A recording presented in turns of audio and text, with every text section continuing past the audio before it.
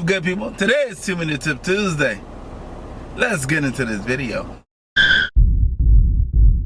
So today we're going to talk about what is the recommended PSI for the summer.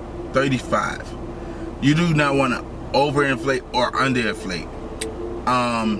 If you overinflate, you may not get the even tire tread.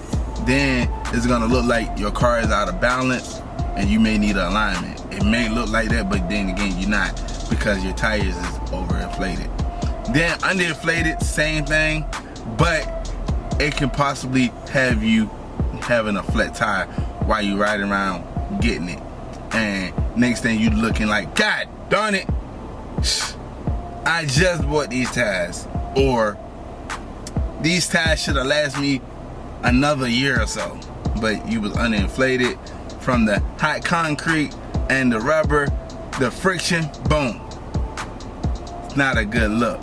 So you want to basically have a perfect inflation. Basically 35 is the recommended PSI for most cars nowadays.